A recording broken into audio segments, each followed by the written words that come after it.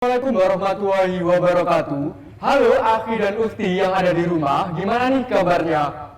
Nah, berjumpa lagi bersama kami, yaitu di Kail Podcast Kajian Ilmiah Sharing Center dalam 40 menit ke depan bersama saya, Asraf Rahmat, selaku Duta Fakultas Teknik Universitas Negeri Surabaya, yang akan menemani teman-teman yang ada di rumah melalui ruang Kail Podcast yang dapat disaksikan melalui channel YouTube UKKI UNESA. Nah, di podcast kali ini yang pastinya saya tidak sendiri. Di sini saya akan ditemani oleh dua narasumber yang pastinya narasumber ini sangat berwawasan dan akan membahas, berdiskusi, mengulik-ulik tentang pembahasan di podcast kita kali ini. Di pembahasan podcast kita kali ini yaitu akan membahas mengenai halal food, be healthy, be yours, yang mana memiliki judul yaitu mau makan apa. Nah, ngomong-ngomong soal makan, gimana nih puasa dari teman-teman? Apa udah mulai lapar, haus, apa masih aman aja nih puasanya? Tapi aku berharap juga semoga aku dan juga kalian masih terus beristiqomah untuk menjalankan ibadah puasa 1 bulan penuh. Nah, sesuai dengan janji aku di awal tadi, aku akan mengenalkan kepada kalian yaitu narasumber-narasumber yang akan menemani saya untuk berdiskusi mengulik-ulik tentang pembahasan di podcast kali ini. Langsung aja di narasumber yang pertama yaitu ada Mas Saifuddin. Halo Mas, gimana kabarnya? Alhamdulillah baik. Dan yang kedua ada Mas Fendi. Alhamdulillah. Sehat-sehat. Kedua narasumber kita merupakan alumni dari UKM UKKI UNESA tahun 2021. Nah, kali ini Mas Fendi dan juga Mas Saifuddin akan menginspirasi kita, akan memberikan wawasan-wawasan ataupun ilmu-ilmu baru kepada kita mengenai pembahasan-pembahasan di podcast kali ini. Nah, langsung saja kita membahas mengenai pembahasan di podcast kita kali ini. Dan mungkin ini pertanyaannya banyak sekali ditanyakan oleh teman-teman yang ada di luar sana maupun Akhi dan Ukti yang ada di rumah, yaitu menurut sumber yang sudah saya dapatkan dari beberapa artikel, yaitu menyampaikan bahwa pola makanan di dunia pada saat ini yaitu pola industri dan juga pola monocropping. Sebenarnya pola makanan industri dan juga pola makanan monocropping itu seperti apa sih? Oke, untuk monocropping sendiri ialah merupakan sistem praktik pertanian yang ada di Indonesia. Monocropping sendiri banyak dilakukan di daerah pedesaan. Halnya di desa merupakan tanahnya begitu subur. Soalnya Indonesia adalah salah satu negara agraris yang mempunyai banyak macam tanaman yang bisa dimanfaatkan untuk orang-orang. Dari monocropping tadi, ini kan dari sejarahnya dulu ya, ya. Dari sejarah dulu pas zaman nenek moyang kita, itu makanan dari mulai ditanam, terus diolah sendiri, habis itu berkembangnya zaman, mulai banyaklah orang-orang dulu kita kayak menanam padi, jagung. Setelah itu dibarterkan, ada sistem barter. Nah, dari sistem barter itu dari yang awalnya per rumah melangkah lebih jauh lagi per wilayah, per kota, bahkan per negara. Dari sejarah itu tadi akhirnya terbentuklah sistem pangan yang disebut industri monocropping, yang awalnya dari ngambil dari daerah-daerah, yaitu daerah yang menghasilkan panganan berupa beras, gula, terus juga buah-buahan dan bahan rempah-rempah lainnya.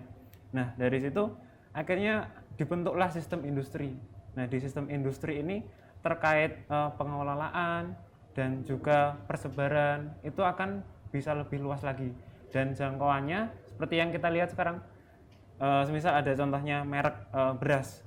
Nah, itu kan bisa kita temui dari mulai ujung negeri, dari Merauke sampai Sabang itu bisa kita temui, dan juga merek-merek buah-buahan dan rempah-rempahan kayak gitu. Jadi sistemnya sudah bisa kita nikmati sekarang itu. Dan mulai dari pasar swalayan, pasar tradisional itu ada produk-produk pangan tadi. Berarti udah merata ya pada saat ini? Iya, sistemnya jadi kayak gitu, udah komunal sistemnya. Jadi nggak cuma bisa diakses oleh beberapa orang saja.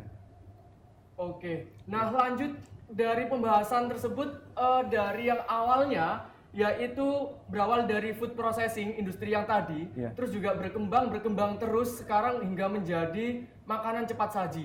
Nah, dari makanan cepat saji seperti ini tuh apa sih dampak yang bisa didapatkan bagi masyarakat Indonesia? Apakah makanan cepat saji ini juga bisa menyehatkan bagi masyarakat yang ada di Indonesia? Terutama di bulan puasa kayak gini kan pastinya orang-orang juga banyak yang mencari makanan-makanan yang lebih mudah didapatkan. Kayak gimana nih Mas? Ya, kayak takjil gitu ya, takjil kayak gitu. Sebenarnya terkait makanan itu sehat atau tidaknya tergantung pribadinya ya.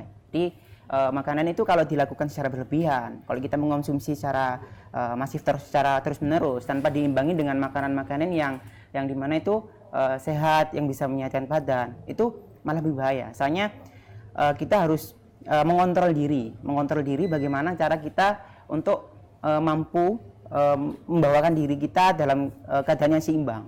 Jadi kalau kita makan makanan yang itu bisa merusak tubuh secara berlebihan, kita kurangi.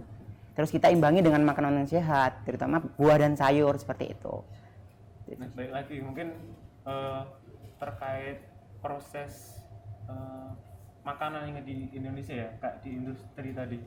Nah sekarang kan lagi marak-maraknya perusahaan retail ya gitu, yang dijual belikan ke masyarakat daerah. Jadi sistemnya sekarang itu food processing retail. Jadi ada cabang-cabangnya per daerah dan itu bisa diakses dan dijangkau oleh masyarakat kecil. Nah dari situ kan mulai masyarakat itu beralih jadi pengusaha makanan. Nah di sini yang paling mudah diolah dan paling mudah dipasarkan kan makanan yang bersifat instan kan. Nah di sini jadi problematika kita. Di sisi lain makanan instan itu murah dan juga bisa langsung kita nikmati dan rasanya itu enak-enak semua, nggak ada yang nggak enak.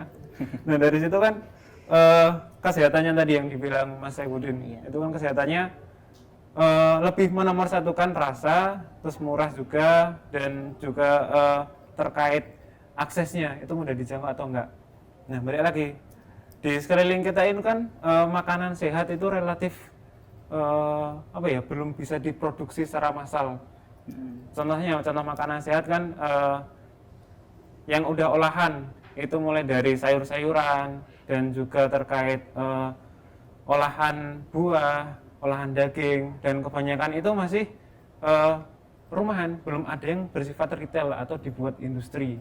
Dan di situ akhirnya anak muda itu mengalami efek lainnya.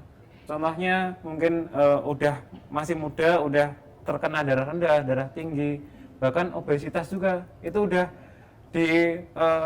menjangkit anak-anak muda sekarang, umur 20-an ke atas. Dan itu kalangan kita, itu kalangan mahasiswa kan yang terkena dampak konsumtif juga.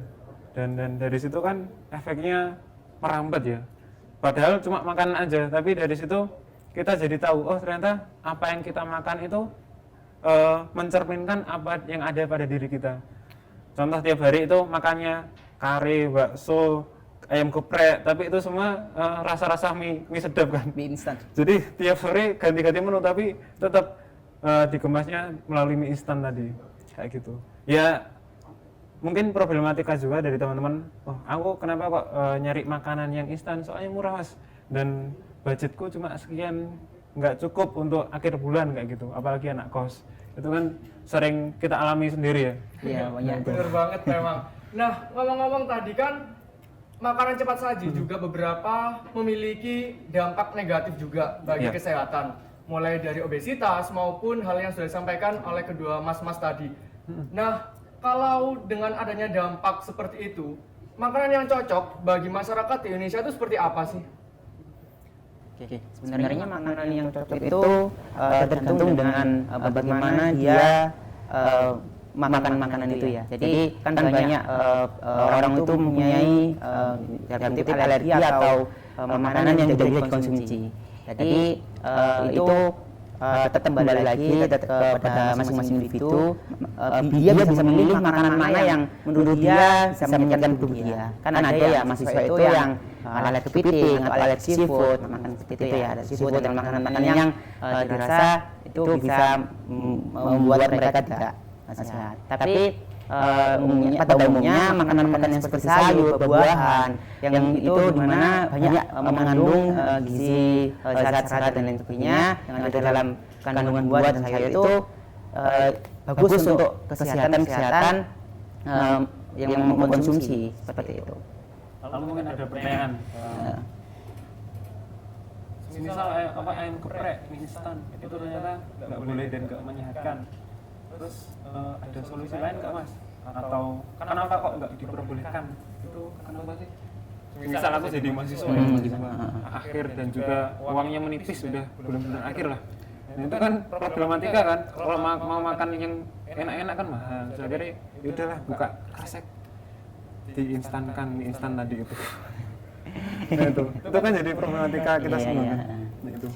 Jadi untuk makanan seperti mie instan itu kita sebenarnya tidak ada larangan ya untuk mengkonsumsi makanan seperti itu. Namun kita kembali lagi kalau kita konsumsi secara terus-menerus tanpa dibandingkan dengan makanan seperti sayuran, itu kan lebih baiknya gini.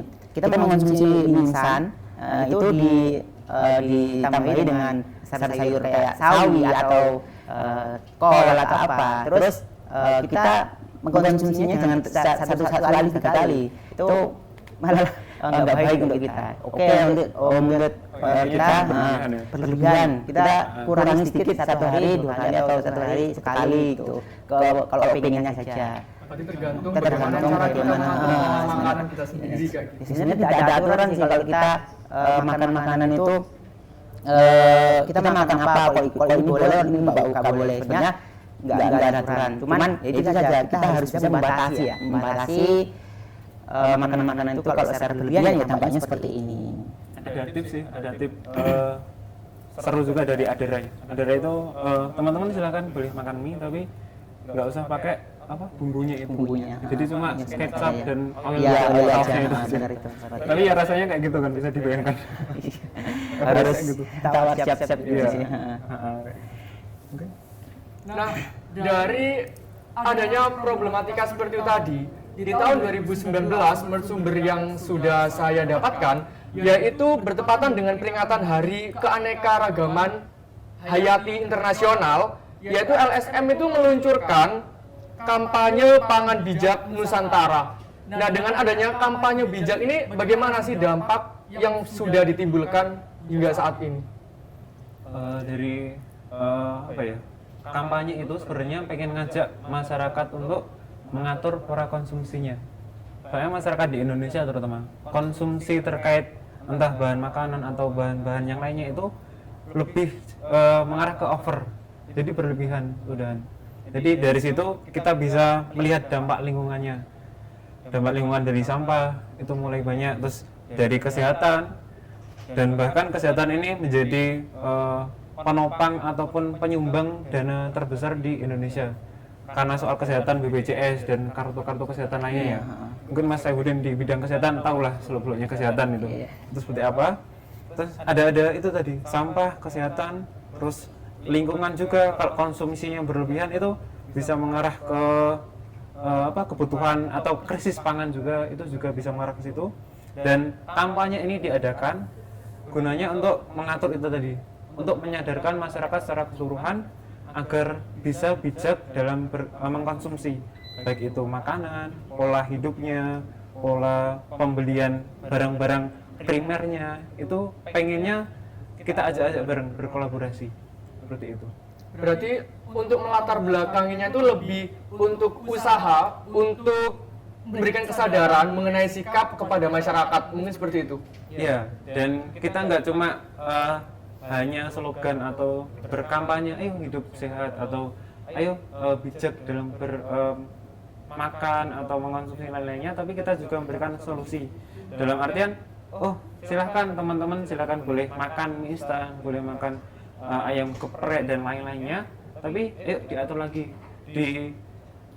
Indonesia itu ada makanan dengan menu-menu tradisional yang menyehatkan loh. Contohnya ada gado-gado, ada pecel, terus sayur-sayuran bayam dan lain-lainnya. Di sekitar kita itu ada loh banyak bahan pokoknya, dan itu bisa kita olah, dan dengan harga 2.000 mungkin itu udah bisa membeli sayur-sayuran dan juga tempe. Dari situ kita bisa olah dan kita makan untuk kebutuhan sehari-hari. Jadi nggak cuma asal membeli mie instan, pesan tukang ojol dan lain-lainnya. Itu kan Gitu. banyak sih promonya, dan itu kadang-kali saya juga tergoda pengen beli. Nah, itu kita berikan edukasi juga berupa solusinya. Mungkin ada tambahan, Mas Udin?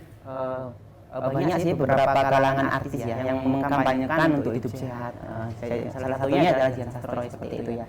Mereka itu mempunyai kemampuan untuk memberitahu kepada masyarakat dengan dia sebagai artis untuk mengamankan bagaimana sih cara hidup sehat, bagaimana sih cara untuk menjaga diri untuk agar tetap sehat dalam lingkungan seperti ini. Mungkin di kalangan mahasiswa banyak ya yang sering mengkonsumsi mie instan dengan memang keadaan mereka sebagai anak rantau, anak kuliahan di mana budget pun itu minim. Namun tetap kita harus melalui kampanye tadi kita harus ikut patuh terhadap apa yang disampaikan oleh orang-orang yang mempunyai pengalaman yang lebih di bidangnya. Banyak sih yang bisa mencontohkan atau meniru gaya hidup yang sehat seperti artis yang memang udah banyak mereka tunjukkan di sosial media mereka seperti itu. Dan itu sih kita mensupport pangan lokal, contohnya dari beras-beras daerah di Cianjur, terus di Kalimantan dan di lain-lainnya. Kan pemerintah ini mencanangkan untuk impor beras, gula, bahkan garam juga. Dan dari situ pengen kita ajak masyarakat untuk membeli produk-produk lokal, entah mulai dari bahan pokok, buah-buahan, sayur-sayuran. Jadi kita saling berkolaborasi. Masyarakat tersadarkan loh bahwa di sekeliling kita itu banyak petani yang masih membutuhkan pertolongan, ataupun pangannya itu sulit menjualnya kemana, dan dengan harga jualnya itu dari pengepul masih rendah gitu. Jadi dengan sistem yang tadi ini, dari pangan bijak ini, harapannya itu antara masyarakat umum, petani, dan juga kita kalangan akademisi terutama mahasiswa ini saling kolaborasi. Petani itu mendapatkan berkahnya karena masyarakat lokal itu sadar akan pangan lokal, dan masyarakat umum ini mendapatkan makanan dari petani itu yang sehat-sehat, dan efeknya bakal lebih pintar, bakal lebih sehat, dan terhindar dari penyakit-penyakit yang diabetes dan lain-lainnya. Dan efeknya pemerintah ini jadi berkurang ya anggaran di kesehatan dan lain-lain. Jadi sistemnya muter kayak gitu, semuanya dapat kebaikannya.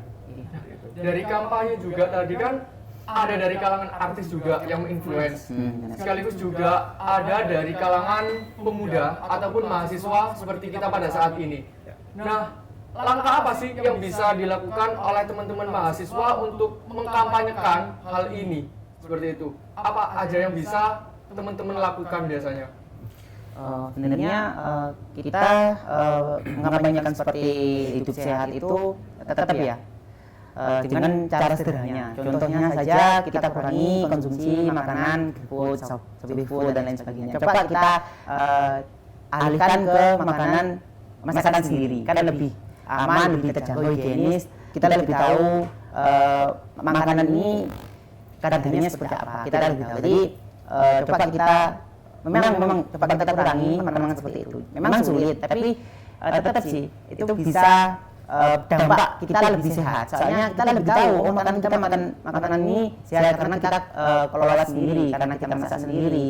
Terus kita makan sendiri tanpa kita mengetahui, tanpa tahu yang dalam kandungannya apa aja seperti itu. Jadi contoh kecilnya itu seperti itu. Jadi kita masak sendiri, kita buat sendiri di kos-kosan dengan bahan-bahan yang sederhana. Kan banyak ya di sekitaran kampus kita pasar-pasar yang dimana itu menjual bahan-bahan pokok yang bisa kita beli dan kita konsumsi buat di kos seperti itu. Iya, sebenarnya budaya kakek nenek kita, mungkin saya pernah dapat cerita juga sih terkait pola makan zaman dahulu gitu. Kakek nenek kita itu sebenarnya cuma petani dan juga nanam ubi-ubi kayak gitu, tapi dengan adanya pangan lokal itu tadi dengan keterbatasannya nggak terbatas sih, tapi beliau ini bisa mencukupi anak-anaknya yang bahkan duluan anaknya sampai 7, 8 dan banyak kan. Nah itu dengan sumber daya yang mereka miliki itu dengan pangan segitu, masyarakat desa itu bisa berdaya gitu dan nggak merasa kekurangan, bahkan tercukupi dengan kebiasaan itu dari atau biovirus lah. Nah dari mulai perkembangan zaman modern dengan adanya pengaruh budaya barat dan budaya K-pop mungkin. Nah dari situ kan nggak ada yang salah dengan budaya-budaya tersebut. Itu ada latar belakangnya sendiri kenapa kok sampai kita datang ke Indonesia. Ya yang pertama pasti hiburan, soal fun, kita semua pasti perlu hiburan kan, tapi di sisi lain ada budaya-budaya yang perlu kita filter. Salah satunya itu yang jadi sorotan kita itu konsumtif, budaya yang terlalu berlebih-lebihan, dan itu kayak kita anggap udah biasa gitu.